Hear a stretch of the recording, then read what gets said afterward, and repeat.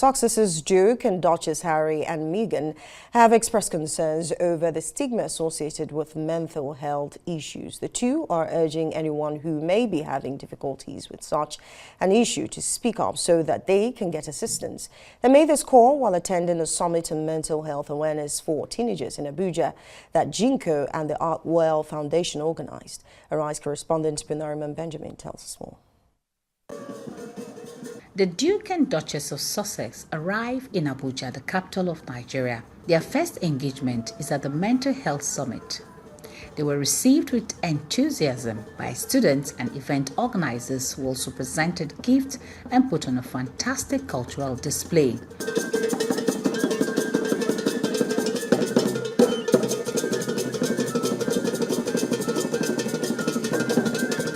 They were also treated to amazing music and dance performance.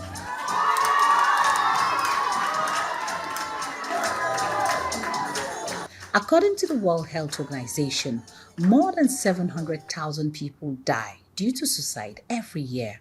Raising awareness of mental health, particularly among youth, and the importance of everyone understanding that it's acceptable to not feel okay are the main goal of the summit.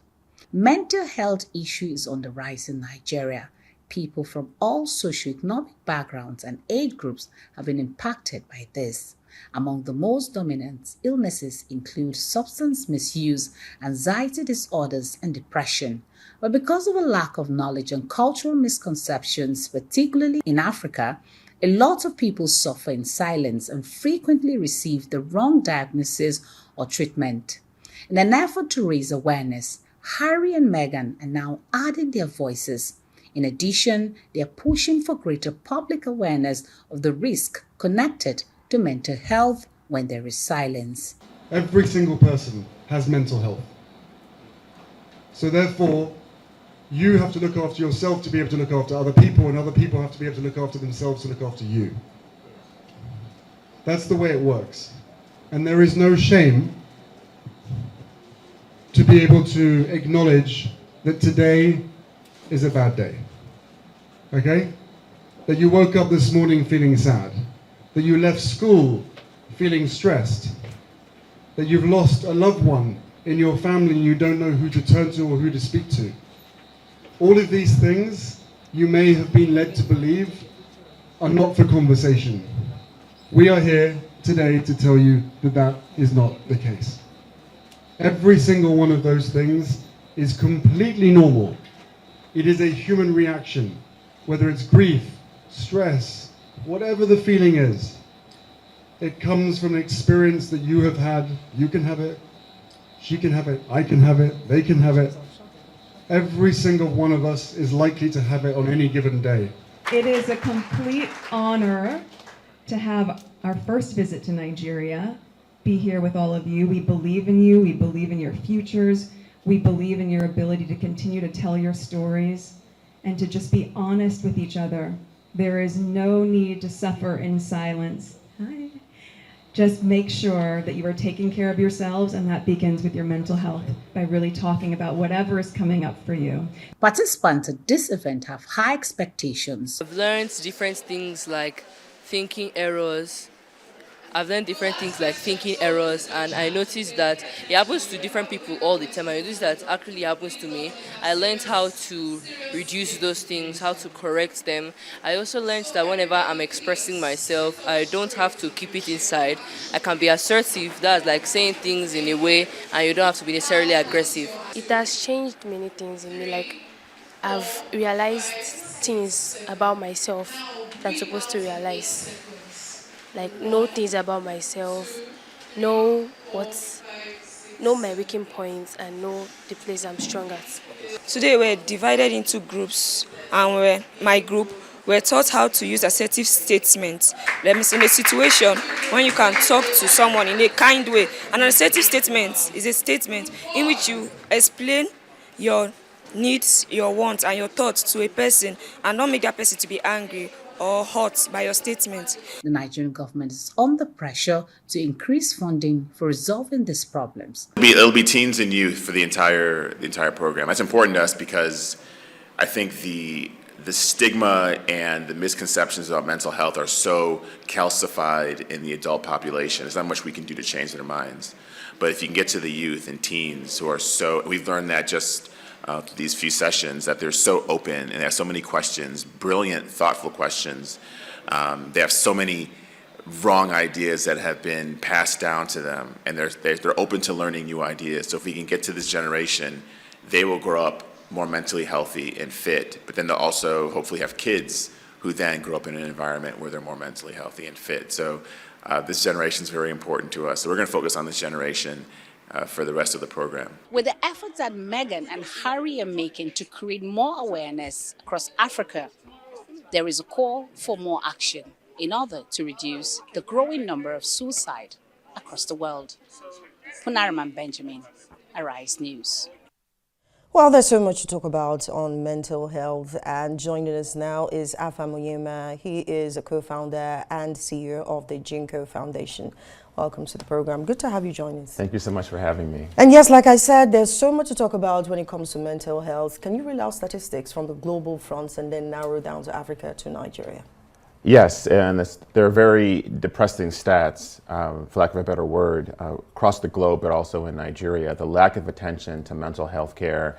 There's not enough money going to health in general in the US and certainly in Nigeria. And of the money going to health for Nigeria, less than 1% is devoted to mental health.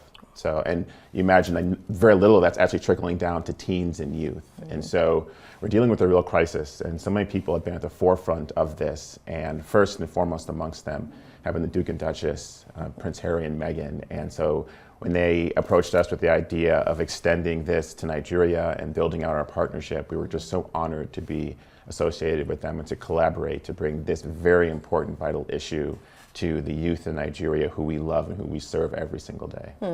It's important that you brought in Meghan Markle to this, being that she's a person of color. Yes. Before now, you would say that blacks, they're not associated with mental health. Before now, it seems like it was a white man's disease, but yes. now it cuts across humanity. Yes. So can you talk to us? What are some of the causes of mental health? Let's start from there. Yes, well, I think it's interesting.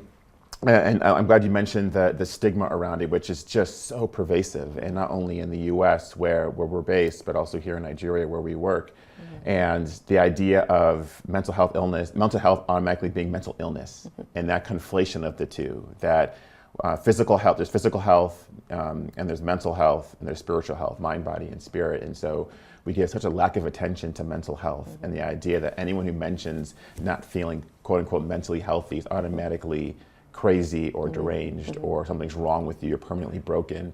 And we need to break that taboo. That and Prince Harry could not have said it better. It's okay to not be okay sometimes.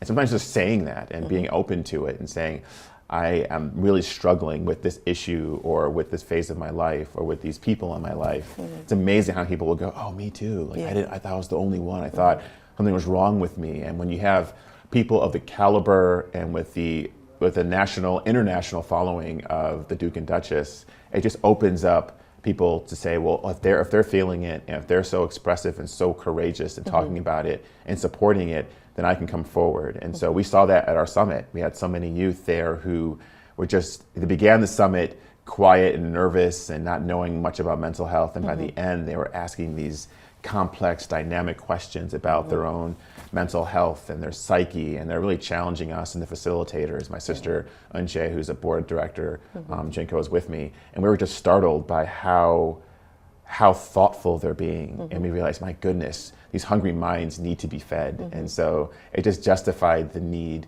for having this summit, and we're going to have them all across the country. And thanks to the partnership with the Archwell Foundation, we're going to have them on an ongoing basis. So our idea, again, is to really feed into and build into this young generation so that they can understand that these are the tools to cope with anxiety, stress, bullying, all the things, quite honestly, that I dealt with when I was in high school and a teen. I'm sure so many others. And so they're not alone. And especially for me, in particular, the young boys and the young men who feel like I gotta be tough. I can't.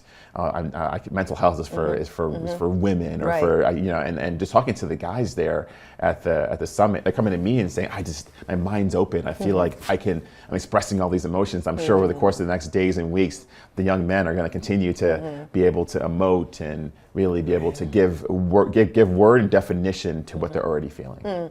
It's quite interesting that you mentioned that, you know, it seems like it's also a gender thing. Is like, you know, being brought up as a man, you're told you're a man, you don't cry and all of that. Yeah. You have to bottle up your emotions.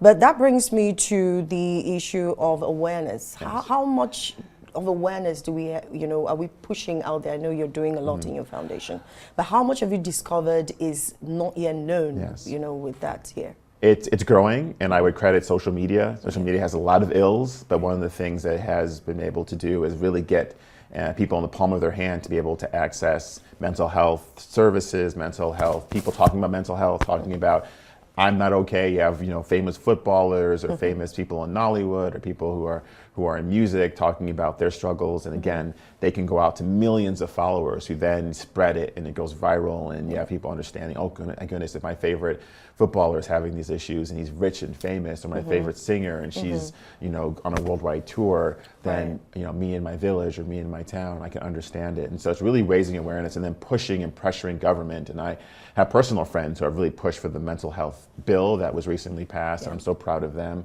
But that's it's a piece of paper, and it has to be implemented from words into action and trickle down from here in Abuja to every village and every single community in Nigeria. And again, we're just a part of the process. We just, you know, we obviously with the following of the Duke and Duchess, it's amazing to be able to have them support us and bring more awareness to this. But we understand it's going to be on the ground work, and it's going to be conversation by conversation. Mental health professionals, investing more in professionals, so that when we have these big conferences and summits, we have enough facilitators who can speak knowledgeably about this issue. So we're in the very morning of our efforts, but we're really excited about the new and then the day to come.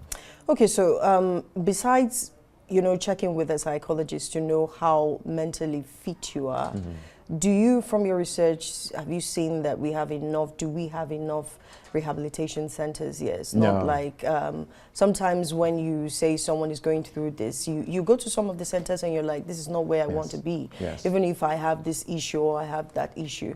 So do we have enough centers? And I mean, talking about checking with your psychologist, how often should we? No, and we need massive investment. I mean, we need massive investment worldwide, you know, even in the U.S., the richest country in the world, but Nigeria needs massive investment in these mental health centers that aren't asylums, that aren't, people don't go there and think, I'm never going to get out, they're going to chains on the, you know, bars on the doors and windows. No, you need places that are comforting and welcoming and say, listen, we are here to help you grow, to help you heal, to help you be a better version of yourself. We're not here because you're crazy, because you're broken, because you're permanently off. And so it's just changing that mindset of people who, and then having those centers and then people feeling comfortable going there and not realizing if someone sees me go here, if someone hears I'm seeing a psychologist, or someone sees me seeing a doctor, then they're gonna be fired from my work or banned from my church or mosque. And so it's really understanding, and you know, it's amazing.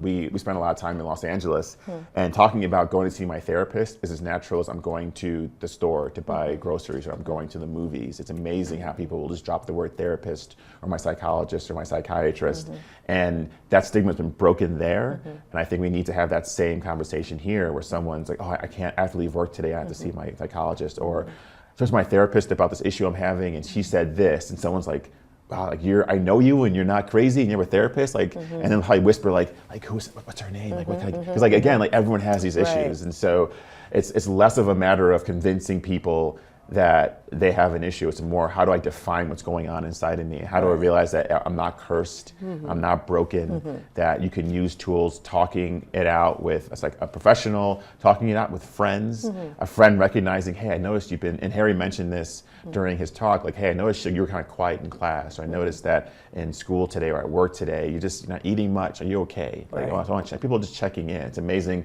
We have this epidemic of loneliness, and that really breeds into having bad mental health. And so we have to be connected with each other beyond just our screens and our phones, but just sitting down and showing compassion. And again, Duke and Duchess are a primary example of that. Right.